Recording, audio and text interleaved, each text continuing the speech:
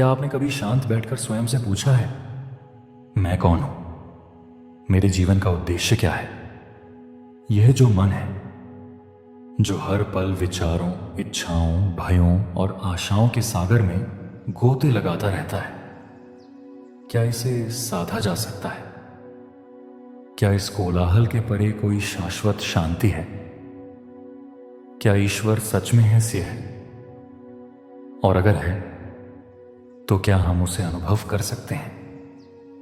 ये प्रश्न नए नहीं हैं।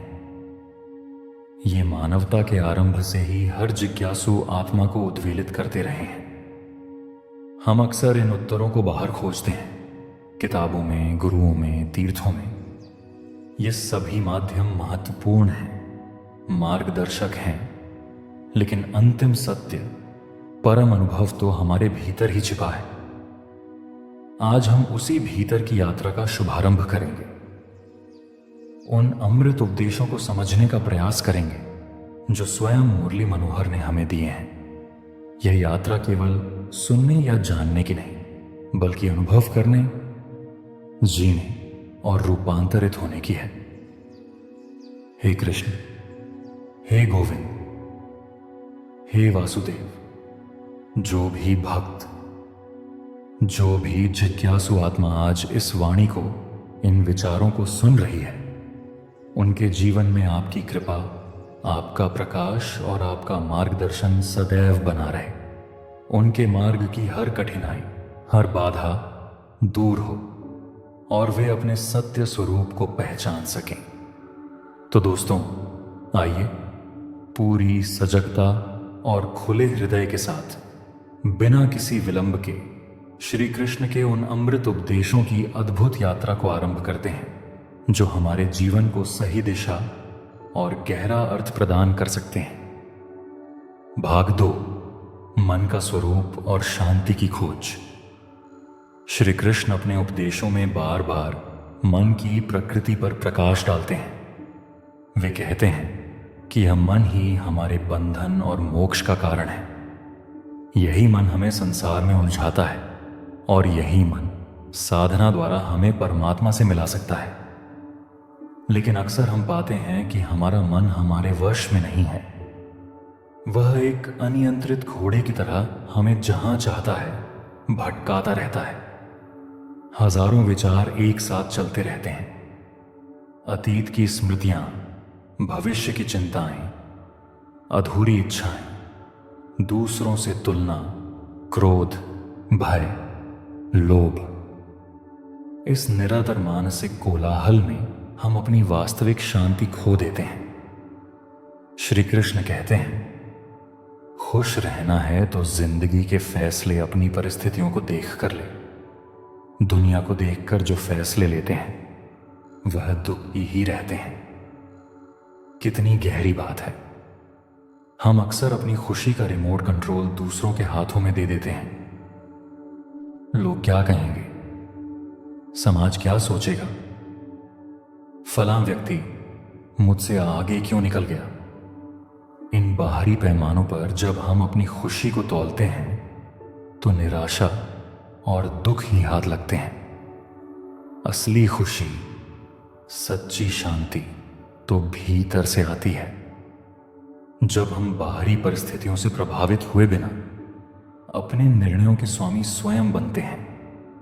जब हम यह समझते हैं कि हमारी आंतरिक अवस्था बाहरी घटनाओं पर नहीं, बल्कि हमारी अपनी प्रतिक्रियाओं और दृष्टिकोण पर निर्भर करती है। लेकिन यह स्थिति प्राप्त कैसे हो, मन को शांत कैसे किया जाए? सबसे पहली चुनौती है विचारों का प्रवाह। ध्यान में बैठते ही मन भागने लगता है। कभी ऑफिस का काम याद आता है, कभी घर की चिंता, कभी किसी की कही कड़वी बात मन में चुभने लगती है।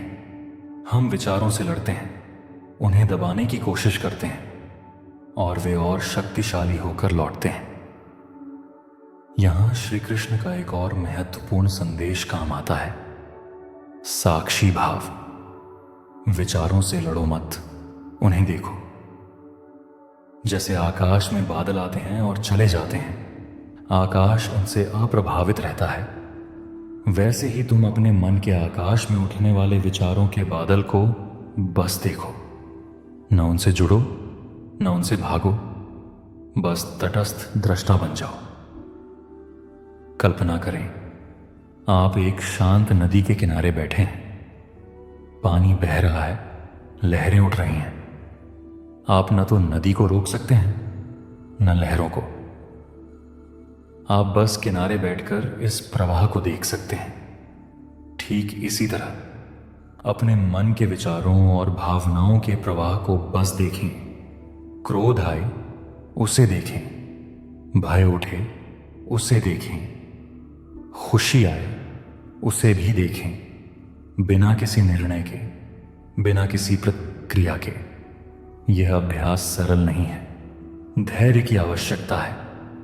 मन बार बार भटकेगा, लेकिन हर बार जब आपको सजगता आए कि आप विचारों में खो गए हैं, बहुत धीरे से, बिना स्वयं को कोसे, अपना ध्यान वापस वर्तमान क्षण पर, अपनी श्वास पर या सिर्फ देखने की प्रक्रिया पर ले आए। कोई कुछ भी कहे, बस अपने आप को शांत रखो, क्योंकि सूरज की किरणें कितनी भी तेज क्यों ना हो, समुद्र को सुखा नहीं सकते। यह शांति तभी आएगी जब हम बाहरी आलोचनाओं और प्रशंसाओं से ऊपर उठ जाएंगे, जब हमारा आत्म मूल्य इस पर निर्भर नहीं करेगा कि दूसरे हमारे बारे में क्या सोचते हैं। यह आंतरिक स्थिरता ही हमारी असली शक्ति है। भाग 3, कर्म, भाग्य और ईश्वर पर विश्वास। अक्सर जीवन में कठिनाइयां आती हैं, असफलताएं मिलती हैं और हम निराश होकर भाग्य को या ईश्वर को कोसने लगते हैं। हम सोचते हैं, मैंने तो सब अच्छा किया, फिर मेरे साथ ऐसा क्यों हुआ। यहां श्री कृष्ण कर्म के सिद्धांत को समझाते हैं। वे कहते हैं कि मनुष्य का जीवन केवल उसके कर्म पर चलता है। जैसे कर्म होते हैं वैसे ही उसका जीवन होता है। जो किया है वह अवश्य सामने आएगा, क्योंकि कर्म किसी के सगे नहीं होते। इसका अर्थ यह नहीं कि हम निष्क्रिय होकर बैठ जाएं और सब कुछ भाग्य पर छोड़ दें, बल्कि इसका अर्थ है कि हम अपने कर्मों के प्रति सजग हों। हम पूरी निष्ठा, ईमानदारी और योग्यता से अपना कर्म करें, लेकिन फल की चिंता में न उलझें। फल देना परमात्मा के हाथ में है। हमारा अधिकार केवल कर्म करने पर है। एक पंछी की कहानी याद आती है, जिसने ईश्वर से शिकायत की, हे ईश्वर, बड़ी मुश्किल से मैंने घोंसला बनाया था, आपने तूफान भेज दिया और मेरा घर उजड़ गया। ऊपर से आवाज आई, तेरे घोंसले में सांप आया था तुझे खाने के लिए, इसलिए तूफान भेजा था ताकि तुम जाग जाओ और उड़ सको और तुम्हारी जान सुरक्षित रहे। ये कहानी हमें सिखाती है कि कई बार जिन्हें हम मुसीबतें समझते हैं वे वास्तव में ईश्वर की कृपा होती हैं। हमें किसी बड़ी आपदा से बचाने का माध्यम हमारी सीमित बुद्धि परमात्मा की विराट योजना को समझ नहीं पाती। हमें लगता है कि परमात्मा हमें कष्ट दे रहा है, लेकिन वास्तव में वह हमें कष्ट से बचा रहा होता है। अगर तुम्हें लगता है कि परमात्मा तुम्हें कष्ट के पास ले आए हैं, तो भरोसा रखिए, वह तुम्हें कष्ट के पार भी ले जाएंगे। यह अटूट विश्वास, यह श्रद्धा ही हमें कठिन से कठिन परिस्थितियों में भी संबल देती है। जब हम अपना सब कुछ, अपनी चिंताएं, अपने भय ईश्वर को समर्पित कर देते हैं, तो एक अद्भुत शांति का अनुभव होता है। मन की पीड़ा का कोई अंत नहीं, इसीलिए दूसरों को कोसने से कोई लाभ नहीं है। इसका सबसे सरल उपाय है कि अपने मन को ईश्वर को समर्पित कर दो। जब हम हर परिस्थिति में ईश्वर की इच्छा देखते हैं, जब हम ये स्वीकार कर लेते हैं कि जो हो रहा है वह हमारी भलाई के लिए ही हो रहा है, तब मन की पीड़ा स्वतः ही शांत होने लगती है। ईश्वर के साथ जुड़ते ही जीवन में सकारात्मक गुणों का उदय होने लगता है। खुशियों का, सुकून का, संयम का, सहन शक्ति का, प्रेम का, नई ऊर्जा का, जीवन के सही राह का, संतुष्टि का आरंभ जरूर हो जाता है। और हमारा मन पीड़ा से कैसे मुक्त होता है पता भी नहीं चलता। अगर प्रभु तुमसे ज्यादा इंतजार करवा रहे हैं तो निराश मत हो, तैयार रहना। वह उससे कहीं ज्यादा देने वाले हैं जितना तुमने मांगा है। बस धैर्य और विश्वास बनाए रखने की आवश्यकता है। भाग 4, मानवीय संबंध और व्यवहार की शुद्धता। मनुष्य एक सामाजिक प्राणी है। हम रिश्तों में जीते हैं, समाज में व्यवहार करते हैं। श्री कृष्ण हमें इन संबंधों को निभाने और व्यवहार में शुद्धता बनाए रखने के लिए भी मार्गदर्शन देते हैं।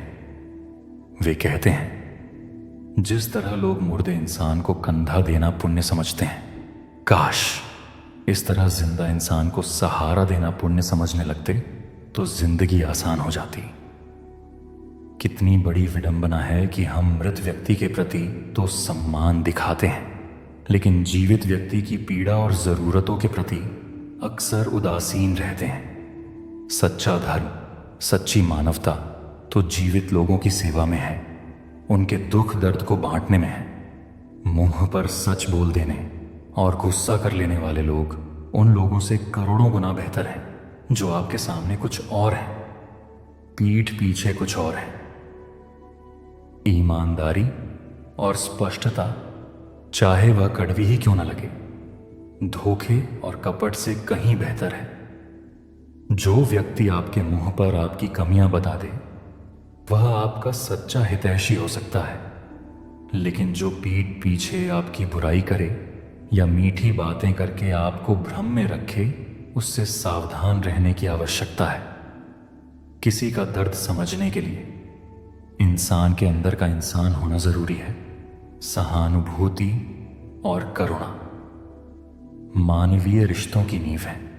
जब तक हम स्वयं को दूसरों की जगह रखकर उनकी पीड़ा को महसूस नहीं करते, तब तक हम सच्चे अर्थों में इंसान नहीं बन पाते। कौवा कोयल की आवाज को दबा सकता है, मगर खुद की आवाज मधुर नहीं बना सकता। उसी तरह निंदा करने वाला व्यक्ति सज्जन को बदनाम कर सकता है, मगर खुद सज्जन नहीं बन सकता। निंदा और आलोचना करने से हम स्वयं बेहतर नहीं बन जाते। असली योग्यता तो अपने गुणों को विकसित करने में है, न कि दूसरों के अवगुणों को उछालने में। श्री कृष्ण हमें रिश्तों में अपेक्षाओं से मुक्त होने की सलाह भी देते हैं। सेवा सबकी करो, लेकिन आशा किसी से मत रखो, क्योंकि सेवा का असली मूल्य भगवान ही देता है। जब हम बिना किसी अपेक्षा के निस्वार्थ भाव से दूसरों की मदद करते हैं, दूसरों के प्रति अपने कर्तव्यों का पालन करते हैं, तो हमें आंतरिक शांति और संतोष मिलता है। फल की अपेक्षा हमें अक्सर निराश करती है। बार बार कीजिए, लेकिन विश्वास सिर्फ एक बार कीजिए। क्षमा करना एक महान गुण है। यह हमें अतीत के बोझ से मुक्त करता है, लेकिन विश्वास बहुत मूल्यवान है। इसे सोच समझकर ही किसी पर करना चाहिए। एक बार विश्वास टूट जाए तो उसे दोबारा जोड़ना बहुत कठिन होता है। जिंदगी में कभी भी किसी को इतना महत्व मत दो कि वह तुम्हारे चेहरे से मुस्कान ही छीन ले। अपने आत्मसम्मान और अपनी खुशी को किसी दूसरे व्यक्ति पर पूरी तरह निर्भर न करें। रिश्तों में संतुलन आवश्यक है। किसी को इतना भी महत्व न दें कि उसके व्यवहार से आपकी आंतरिक शांति भंग हो जाए। भाग 5, सफलता, असफलता और जीवन जीने की कला। जीवन में सफलता और असफलता धूप छांव की तरह आती जाती रहती हैं। श्री कृष्ण हमें सिखाते हैं कि इन दोनों ही परिस्थितियों में संभाव कैसे बनाए रखें। कामयाब इंसान खुश रहे ना रहे, खुश रहने वाला इंसान कामयाब जरूर हो जाता है। यह एक बहुत महत्वपूर्ण सूत्र है। हमारी सफलता अक्सर हमारी आंतरिक खुशी और सकारात्मक दृष्टिकोण पर निर्भर करती है। जो व्यक्ति भीतर से शांत और प्रसन्न है वह चुनौतियों का सामना अधिक सहजता से कर पाता है और सफलता की ओर अग्रसर होता है। जबकि केवल बाहरी सफलता आंतरिक शांति की गारंटी नहीं देती। जब सुखी हो तो भगवान को मत भूलना, और जब दुखी हो तो भगवान पर विश्वास रखना। सुख में ईश्वर का स्मरण हमें कृतज्ञ बनाता है और अहंकार से बचाता है। दुख में ईश्वर पर विश्वास हमें धैर्य और शक्ति प्रदान करता है। खोकर पाने का मजा ही कुछ और है, रोकर हंसने का मजा ही कुछ और है। हारना तो जिंदगी का हिस्सा होता है, लेकिन हारने के बाद जीतने का मजा ही कुछ और है। असफलताएं और कठिनाइयां जीवन का अंत नहीं, बल्कि सीखने और मजबूत बनने का अवसर है।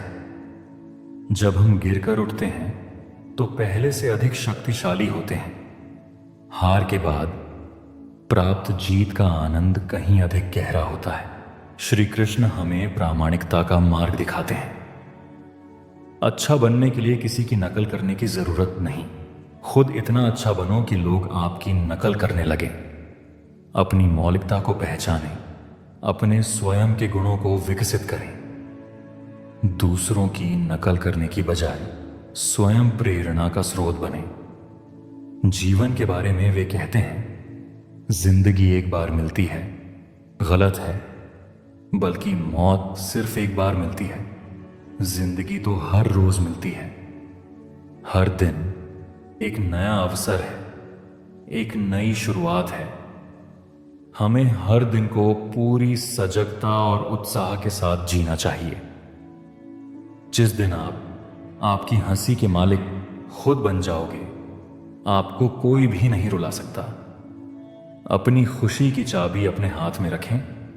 बाहरी परिस्थितियों या लोगों को अपनी आंतरिक शांति भंग करने की अनुमति न दें। याद रखना, अपमान का बदला लड़ाई करके नहीं, सामने वाले से अधिक सफल होकर लिया जा सकता है। अपनी ऊर्जा नकारात्मकता और बदले की भावना में व्यर्थ करने की बजाय स्वयं को बेहतर बनाने और सफल होने में लगाएं। आपकी सफलता ही सबसे बड़ा जवाब होगी। बुरा करने का ख्याल आए तो कल पे टाल दो, अच्छा करने का ख्याल आए तो उसे आज ही कर डालो। शुभस्य शीघ्रम। अच्छे कार्यों को करने में विलंब नहीं करना चाहिए, जबकि बुरे विचारों और कार्यों को टाल देना ही बुद्धिमानी है। भाग 6, आंतरिक यात्रा और आत्मसुधार। जीवन की सबसे महत्वपूर्ण यात्रा बाहर की दुनिया की नहीं, बल्कि अपने भीतर की है। श्री कृष्ण हमें निरंतर आत्मनिरीक्षण और आत्मसुधार के लिए प्रेरित करते हैं। आहले क्या, अगर अकेलापन है तो उसे एक वरदान समझो, क्योंकि परमात्मा ने तुम्हें खुद में सुधार लाने का थोड़ा अधिक समय दे दिया है। अकेले रहने का आनंद लेना सीखें, क्योंकि कोई भी हमेशा के लिए आपके साथ नहीं रहेगा। एकांत वह समय है जब हम स्वयं से जुड़ सकते हैं, अपनी कमियों को पहचान सकते हैं और उन पर काम कर सकते हैं। यह आत्म मंथन का बहुमूल्य अवसर है। अपनी गलती माने बिना आप कभी भी बेहतर इंसान नहीं बन पाओगे। अपनी भूलों को स्वीकार करना आत्म सुधार की दिशा में पहला कदम है। जब हम अपनी गलतियों को स्वीकार करते हैं, तभी हम उनसे सीखकर आगे बढ़ सकते हैं। छोटी छोटी गलतियों से बचने का प्रयास करो, क्योंकि इंसान ठोकरें पहाड़ों से नहीं, बल्कि छोटे छोटे पत्थरों से खाता है। जीवन में बड़ी आपदाओं से अधिक नुकसान अक्सर हमारी छोटी छोटी चूकों और लापरवाहियों से होता है। हमें अपने दैनिक व्यवहार और निर्णयों में सजग रहना चाहिए। निकाल फेंको उस कंकड़ को, यानी उन छोटी छोटी बुरी आदतों, नकारात्मक विचारों और बाधाओं को पहचानें और उन्हें अपने जीवन से दूर करें। जो आपको आगे बढ़ने से रोक रही हैं। हमेशा अपनी नजर उस चीज पर रखो जिसे तुम पाना चाहते हो, उस पर नहीं जिसे तुम खो चुके हो। अतीत में जो खो गया उस पर शोक करने से बेहतर है कि अपनी ऊर्जा और ध्यान भविष्य के लक्ष्यों पर केंद्रित करें। सकारात्मक दृष्टिकोण और लक्ष्य पर एकाग्रता ही सफलता की कुंजी है। त्याग दो अपने बुरे कल को, क्योंकि उसका प्रभाव आने वाले कल को दूषित कर देगा। अतीत की नकारात्मक स्मृतियों और अनुभवों को पकड़कर न बैठें, उन्हें जाने दें ताकि आप वर्तमान में जी सकें और एक बेहतर भविष्य का निर्माण कर सकें। ईश्वर, विश्वास और समर्पण। अंततः श्री कृष्ण के सभी उपदेश हमें ईश्वर के प्रति गहरे विश्वास और समर्पण की ओर ले जाते हैं। ईश्वर को अपना सबसे करीबी दोस्त बना लो, क्योंकि परमात्मा ही एक ऐसा है जो तब तक साथ देते हैं जब सारी दुनिया हमारा साथ छोड़ देती है। ईश्वर हमारा सबसे सच्चा और स्थायी साथी है। जब हम उस पर पूर्ण विश्वास करते हैं तो हमें कभी अकेलापन महसूस नहीं होता। हमेशा उम्मीद ईश्वर पर रखो, क्योंकि इस पूरी दुनिया में जितनी जल्दी ईश्वर राजी होता है, इतनी जल्दी कोई राजी नहीं होता। मनुष्यों से अपेक्षाएं अक्सर टूट जाती हैं, लेकिन ईश्वर पर रखी गई उम्मीद कभी व्यर्थ नहीं जाती। वह सही समय पर हमारी सच्ची प्रार्थनाओं का उत्तर अवश्य देता है। जिंदगी जीने के दो तरीके हैं, एक तो जो पसंद है उसे हासिल करो, और दूसरा जो हासिल है उसे तुम पसंद करना सीख लो।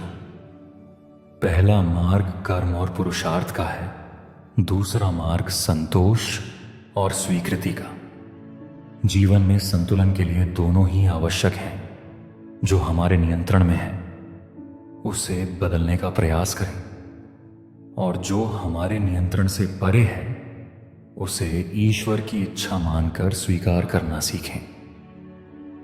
अगर कोई आपसे कुछ मांगे तो दे दिया करो, क्योंकि भगवान ने आपको देने वालों में रखा है, मांगने वालों में नहीं। दान और सेवा का भाव हमें ईश्वर के करीब लाता है। देने में जो आनंद है वह लेने में नहीं। जब हम दूसरों की मदद करते हैं तो हम परोक्ष रूप से ईश्वर की ही सेवा करते हैं। मुफ्त में तो सिर्फ मां बाप का प्यार मिलता है, बाकी इस दुनिया में हर रिश्ते के लिए कुछ ना कुछ चुकाना जरूर पड़ता है। निस्वार्थ प्रेम केवल माता पिता और परमात्मा से ही मिल सकता है। बाकी सभी सांसारिक रिश्तों में कुछ ना कुछ आदान प्रदान होता है। इसे समझना हमें अनावश्यक अपेक्षाओं से बचाता है। जिंदगी का सबसे बड़ा गुरु मंत्र यही है, आप अपने राज किसी को ना बताएं। अपनी कमजोरियां और अपनी गोपनीय बातें हर किसी से साझा न करें।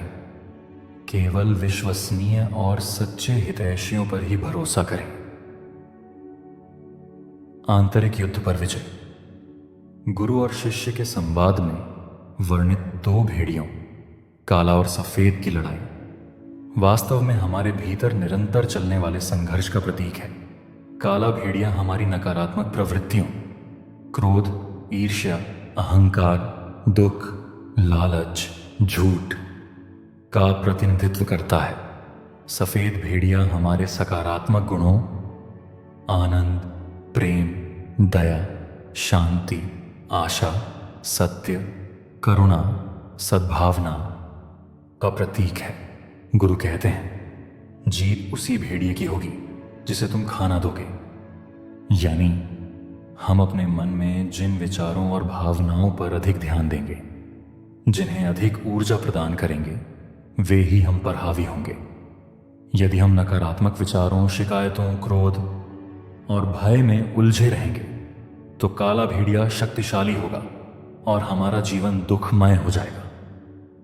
लेकिन यदि हम सचेत रूप से अपना ध्यान प्रेम, कृतज्ञता, शांति, करुणा और सकारात्मकता पर केंद्रित करेंगे तो सफेद भेड़िया शक्तिशाली होगा और हमारा जीवन आनंद और शांति से भर जाएगा। यह चुनाव हर पल हमारे हाथ में है।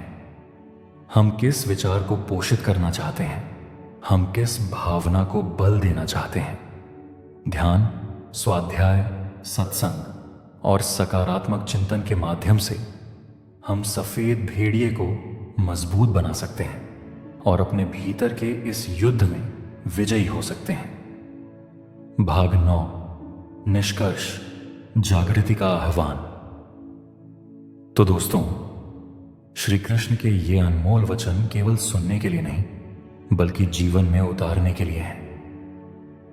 यह ज्ञान एक दीपक की तरह है जो हमें अज्ञान और दुख के अंधकार से निकालकर आत्मज्ञान और आनंद के प्रकाश की ओर ले जा सकता है। अपने मन के स्वामी बने, विचारों के दास नहीं। साक्षी भाव का अभ्यास करें, कर्म करें, फल की चिंता ईश्वर पर छोड़ दें। रिश्तों को प्रेम, ईमानदारी और बिना अपेक्षा के निभाएं। कठिनाइयों को सीखने का अवसर समझें। अपनी गलतियों को स्वीकारें और सुधारें। नकारात्मकता को त्याग कर सकारात्मकता को चुनें।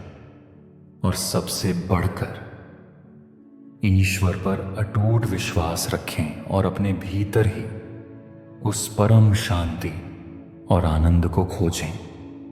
याद रखें, यह यात्रा एक दिन की नहीं, यह निरंतर चलने वाली साधना है। थोड़ा प्रयास, थोड़ी सजगता हमें अपने लक्ष्य के करीब ले जाएगी। अंतिम संदेश, आपकी असली शक्ति, आपकी असली खुशी, आपका सच्चा स्वरूप आपके भीतर ही है। बाहर की दुनिया केवल एक प्रतिबिंब है। अपने भीतर झांकें, अपने मन को शांत करें और उस दिव्य चेतना से जुड़ें जो आप स्वयं हैं। जागें, उठें और अपने जीवन को श्री कृष्ण के बताए मार्ग पर चलाकर सार्थक और आनंदपूर्ण बनाएं। अगर इन विचारों ने आपके हृदय को स्पर्श किया है तो इन्हें अपने जीवन में अपनाने का संकल्प लें। इस वीडियो को उन सभी लोगों के साथ साझा करें जो जीवन में शांति और दिशा की तलाश में हैं। कमेंट में लिखकर बताएं कि श्री कृष्ण का कौन सा उपदेश आपको सबसे अधिक प्रेरित करता है। हमारे साथ इस आध्यात्मिक यात्रा में बने रहने के लिए चैनल को सब्सक्राइब अवश्य करें। आप सभी के भीतर विराजमान परमात्मा को मेरा प्रणाम। जय श्री कृष्ण। धन्यवाद। शांति।